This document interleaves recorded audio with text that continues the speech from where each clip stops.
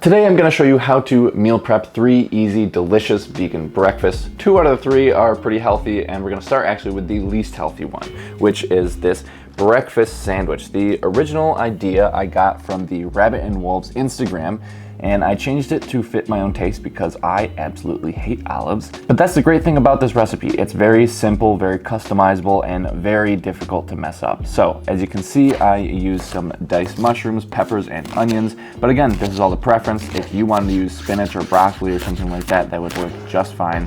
Next, you'll cook the mixture of vegetables on the stovetop. I did medium heat for maybe like a little over 5 minutes. This is not an exact science, but once the vegetables are pretty limp and a little bit browned around the edges, that's just fine. Like most things in this recipe, it's just cooked to preference. But the next step is to pour a container of just egg into a bowl and add your cooked mixed vegetables to it, and whatever seasoning you want to do, whatever you think would complement your vegetables nicely. I chose garlic powder. Sadly, that was all the garlic powder I had left, and I ran out. And then I just added some black salt to really bring out the sulfury, eggy taste. Then you put down some parchment paper before you pour everything onto the pan. I do recommend parchment paper over a silicone mat. You'll see why in just a second. But flatten everything out so it cooks evenly before popping it in the oven for 350 degrees for 20 to 25 minutes. This time I went right down the middle and just did 22 minutes and everything came out great.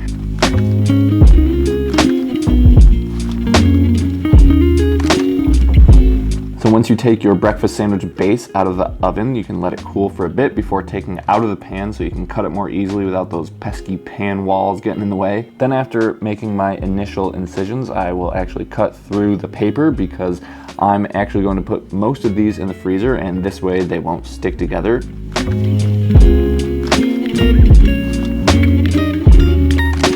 But now when you go to make your breakfast, all you have to do is put your bread product of choice in the toaster. Obviously this was a bagel. Maybe spread on some fresh avocado. I also use some everything but the bagel seasoning from Trader Joe's. I also have some vegan breakfast sausage that I microwaved with some cheese on top. Put it all together and you have quite the breakfast sandwich. So this is the cross section. I'm very excited to eat this. I have had this before and I know it's good. I put some avocado on here. I think probably veganese, maybe even cream cheese would be good too. But I've opted for the avocado and the everything but the bagel seasoning. I'm just gonna jump right in. Personally, I love the bagel. You could do this definitely with bread, or English muffin is really good too.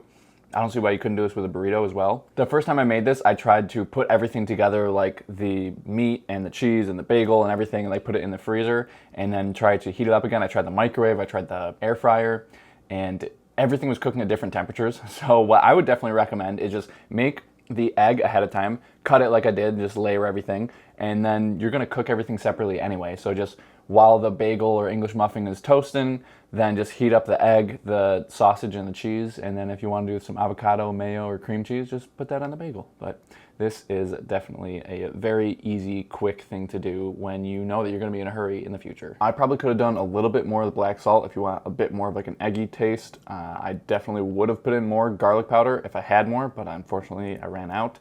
Any other seasonings would work great. You could even do this with like broccoli, you could do with spinach, you could really, roasted red peppers or sun-dried tomatoes I think would be great. But I wanted to opt for the peppers, onions, and mushrooms. Peppers, onions, and mushrooms because the next recipe I'm going to use the same thing. So you could meal prep multiple things. And the next one I would say is probably best if you meal prep them ahead of time and put them in the fridge, because I've tried putting them in the freezer and they also just like, the ends will cook a lot sooner than the middle, but if you microwave them or even air fry them after they've been in the fridge, everything seems to cook at the same rate. So I would definitely recommend for the fridge instead of the freezer. This is also a very easy to make and hard to mess up recipe with similar ingredients to the last one. So we're starting with diced mushrooms, peppers, and onions. Then we're stabbing the tofu container open, squeezing out some of the water, and crumbling it into the pan. There's really no need to use a tofu press for this. You don't really need to dry it out. You'll actually be using some of the water in the pan to help cook everything. But we're crumbling everything a little bit smaller than you would for a normal tofu scramble because you really want everything to fit nicely and neatly into a wrap by the time we're done. Next, turn your burner up to medium and add your vegetables of choice. I just gave everything a good stir before I added nutritional yeast and garlic powder. Yes, I went to the store to get some more garlic powder. I go heaviest with these two seasonings for this recipe, and just like tofu scrambles in general, I definitely love that. But this recipe is also very much to preference. Next, I added some smoked paprika. I like the turmeric for the yellow color and health properties, but not so much the taste. So I go kind of light with the turmeric. I added a bit of black pepper before I give everything a good stir and put the lid on. Just let everything cook for maybe 5 minutes or so. The final step, once you have everything cooked to your liking, is to add in some black salt. Definitely add this at the end, otherwise you can have a very salty dish without the sulfury, eggy taste, which is the purpose of the black salt. So give everything a good stir to really incorporate it. And I have found that if your wraps were stored in the refrigerator, then warming them up before you assemble your breakfast burrito really does help make them more pliable and less likely to rip during the folding process.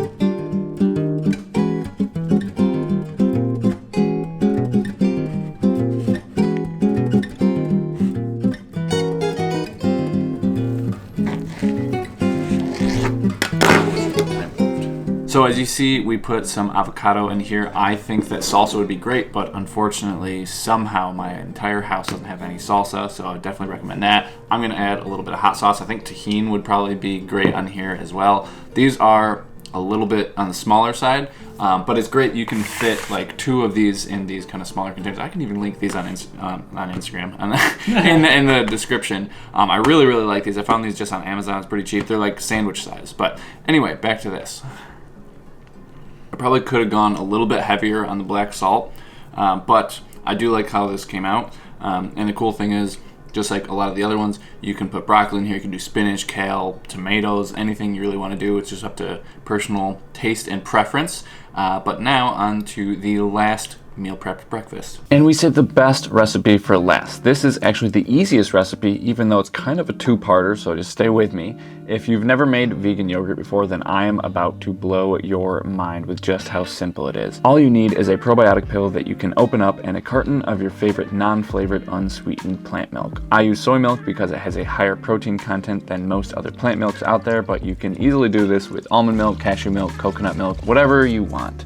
But the main thing that you're looking for is that plant milk only has 2 ingredients. For example, if you're doing soy, then it's soybeans and water, or if it's almond milk, it's almonds and water, and that's it. But once you add the probiotic powder to the plant milk in the Instant Pot, just hit the yogurt button and pick your desired time. Most Instant Pot recipes call for 13 to 15 hours. However, I like 16 hours. I like it very thick and yogurty.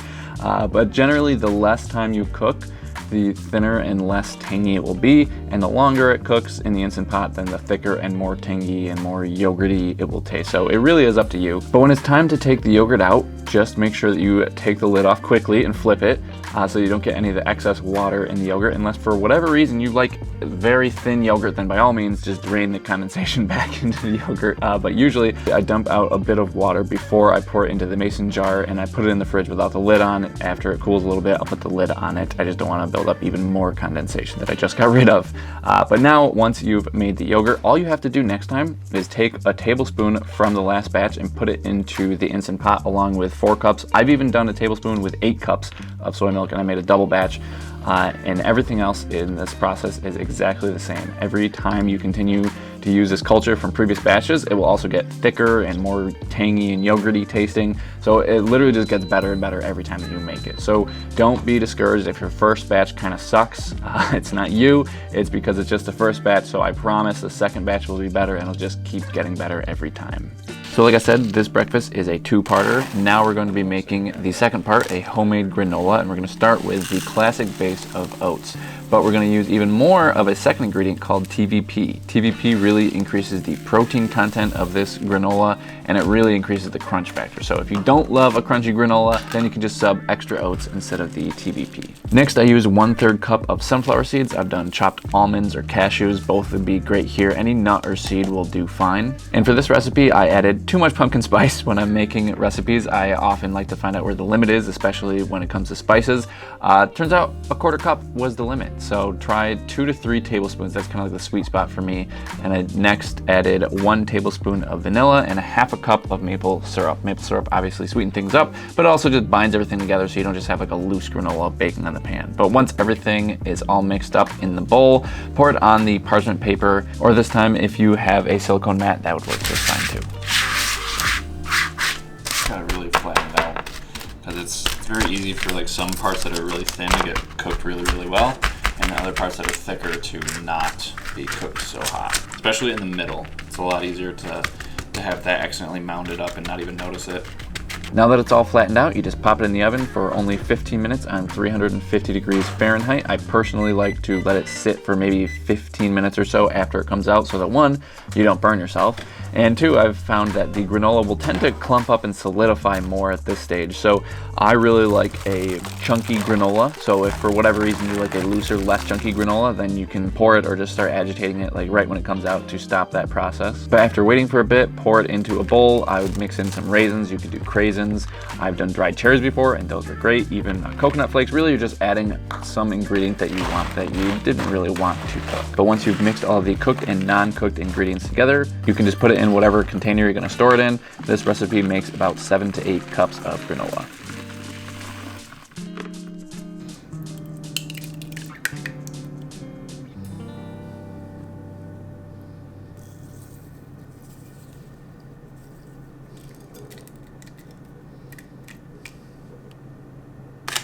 Okay, so that was not reality. That was thumbnail photo / Instagram photo. These are hard to pick up when they're frozen. I just don't want to get too much yogurt on them, so if I were to do it with a spoon, I think I'd probably get too much yogurt. Because usually what I'll do is I will microwave these a little bit first, and then I will, oh my god, I really need to practice my chopsticks. It's like this finger just keeps getting in the way. Like I just can't, I need to maybe choke up on it. I'm sure everyone in the comments will tell me what I'm doing wrong. But yeah, like Instagram versus reality, you know, it's like it'll help me get more views on like the thumbnail, but it's not really how I would actually eat this. Like I said, I would microwave this. I'm just gonna, you know what, this take way too long. I found that I actually really like the microwaved blueberries better. Then this might be a little gross with the microwave yogurt, because I've never done this before, where I'm microwaving something with the yogurt. But I do think that the frozen berries will just look a lot better for the thumbnail than non-frozen ones. I've tried fresh blueberries for this yogurt, and I just prefer the frozen ones, to be honest. Let's see how disgusting this heated up yogurt is.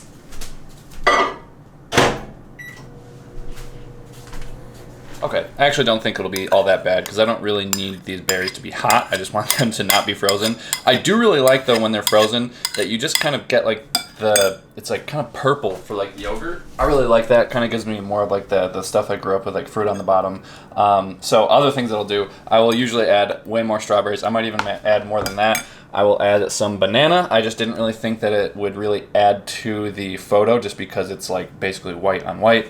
And another thing is I really never do the chia seeds. But again, I thought it would look good for the thumbnail. And I also do like significantly more granola. I like my yogurt kind of crunchy, so.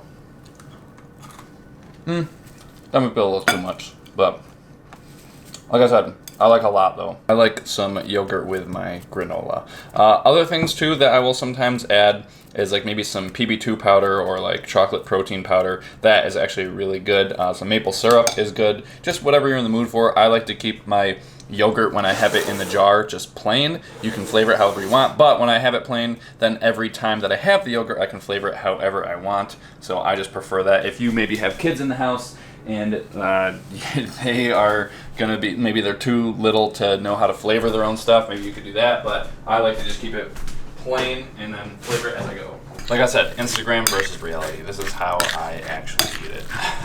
But actually this I would say is probably my favorite of these 3 recipes. It's super easy. This is probably the easiest one, and I just look forward to it the most. And I actually really like how it looks when it's all like really mixed up. If you do add the chocolate protein powder or the PB2 powder, it won't look nearly as good. It's just gonna be gray because you're adding something that's just like brown and grayish, I guess, but it tastes very good.